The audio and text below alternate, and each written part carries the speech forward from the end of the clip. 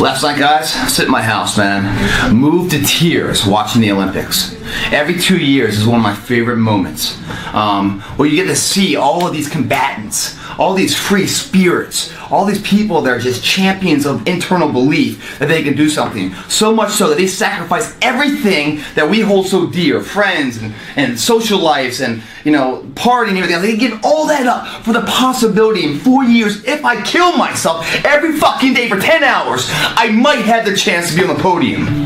And the ones that are on the podium, there's thousands that have given just as much work, but they aren't. An injury the week before, or a tenth of a second too short, they aren't there. But the ones that are there, it moves me to tears, man. I'm sitting in my house by myself last night watching figure skating. This Russian couple there, they've only been together for 4 years. They're both champions in their own right prior, but then they got paired together. And they're going after an endeavor that the Russian national team used to own for decades after decades after decades. The last Winter Olympics, Vancouver, they weren't even on the podium, Russians were. Now it's on their home ice. And Sochi, all the pressure, their fucking entire nation's on them. As if the Olympics aren't pressure enough. All these years of excellence now that went spoiled is now on their shoulders too. They pair up. They give it their all. 4 years in the making. For one long form and one short form on the ice. They let it all ride. And I'm watching it, man. And I'm just fucking bawling. Because that's the best the world can ever be.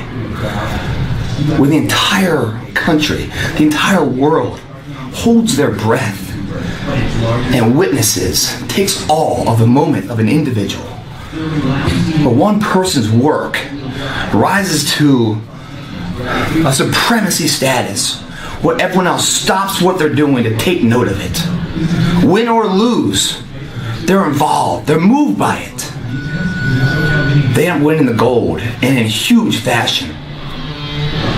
What else they won wasn't just that. The whole country, they lifted them up to new levels. They lifted me up in LA, crying my eyes out, man. It's like, oh my God.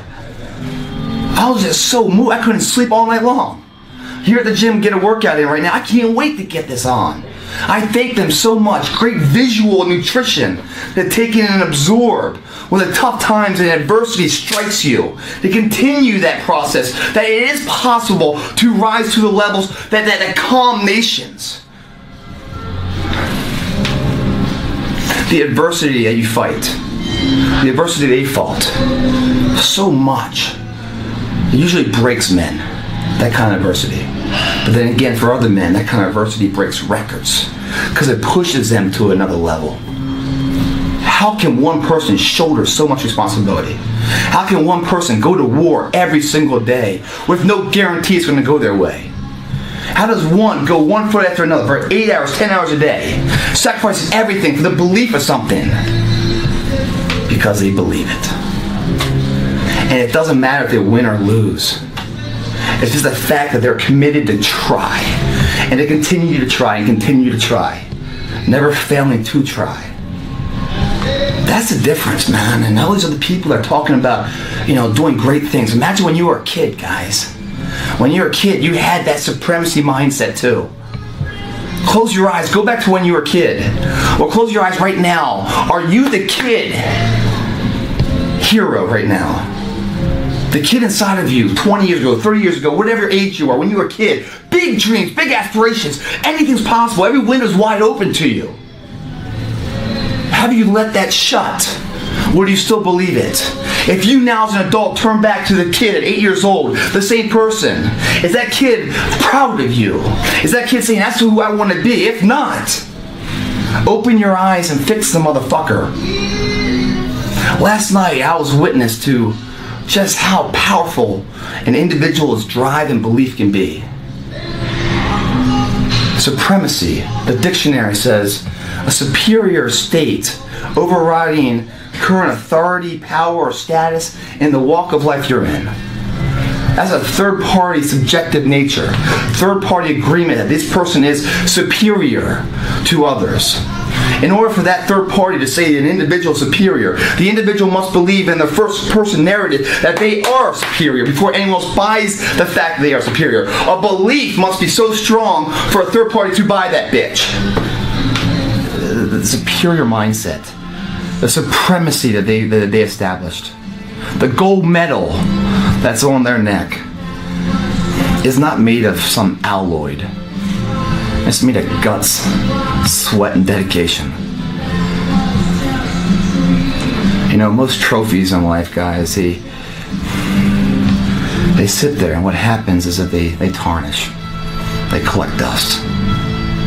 It's not the trophy that matters. It's the individual character and the will and the belief, the memory of when we did it right, that shines forever. Superiority, supremacy. You guys have heard of this, the second wind mentality of life. You got the second wind. Well, the problem is, most people, when they go on a run, they never exhaust their first win. They never go to the extreme, to the level of fatigue, where the first win expires, where they realize there's even a second win to begin with. They sit there and make excuses here and excuses there. There is no excuse for not being the hardest worker. Yeah, someone might be bigger, stronger, faster, quicker, younger, whatever else, but there is no excuse to not be the hardest fucking worker there. And when you believe that you have the ability to do something, that the life that you're living right now is going down this direction, you fucking hate where it is, there is nothing else to do but to change direction. A belief that I cannot go that way anymore, I gotta go this way. And what do you have to lose? You know the outcome if you continue the same shit. Why not just commit one time in your life to something? See what happens. There are no losers in the world of passion and commitment to something. No one loses there. The losers are the people that sit at the starting line and never initiate. And while you're doing this workout, and you start to hit that adversity, realize people with far less ability than you have felt the same exact pain and continued on. And those people are the role models that we all aspire to be. They were never given that status. They earned that status. They believed it so much. And they had far less potential than you.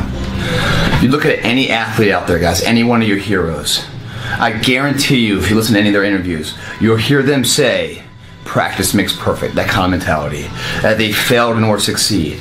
Every single one of them says, even people like Hank Aaron, says, like, you know, in the worst parts of my life, in the batting slumps and stuff in baseball, or in my social life, or my outside the field, or on the field, whenever I was in trouble, all I did was just keep swinging, keep swinging, keep swinging. My dad always said, just keep throwing shit against the wall, something eventually sticks. It's the belief that supremacy exists. There's so many examples in the Olympics, and every day we see the common man with the odds against them overcoming what people thought could never happen. And probably he didn't even think it.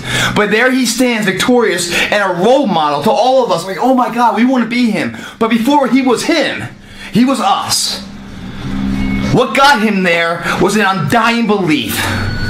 And every drop of sweat that came out, and every pain and ache and everything else, was just a telltale sign that he's getting closer and closer to that dream that we were when we were kids of being a reality. Why not believe in it? What's the other option? There is no other option. It's a life forgotten, man. In the acting world, if I go to the audition, I have a fucking chance of getting a part. If I don't go to the audition, I'm out of the game. I know the outcome, nothing. Show up. Even if you get knocked on your ass, show up. At least you have a possibility, you have a chance. You have a voice of doing something with your fucking life. Believe that supremacy exists. Believe it within you. Because every motherfucker that had ever achieved it had to believe it when everyone else said it wasn't possible. They said it fucking was. And there they stand. Boom, did it, bitch. Your turn. Today we're going to start it, man. And every day forward we're going to start it. And continue it. Every day we're going to pay our day's dues in the gym. Today we're going to do a shoulder one. Supremacy style. Shoulder supremacy is what this is. It's 7 exercises, superset it. It's a mass build, guys. I'll get into each one as we go into this. All you have to do is apply the hard work. I'll supply the direction. And at the end of this, your body will be exhausted. Your shoulder will be fucking on fire. You can't even pick your shoulder up.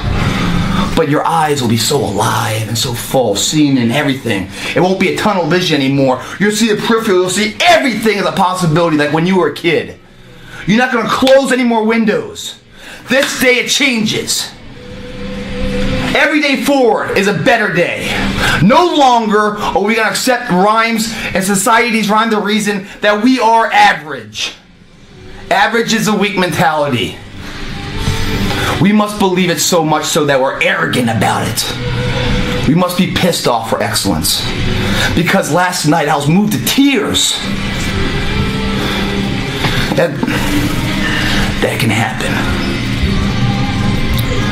And it doesn't happen until you show up. And when you show up, you give it all you have. And if you fall and stumble, you fall forward. You don't fall backwards.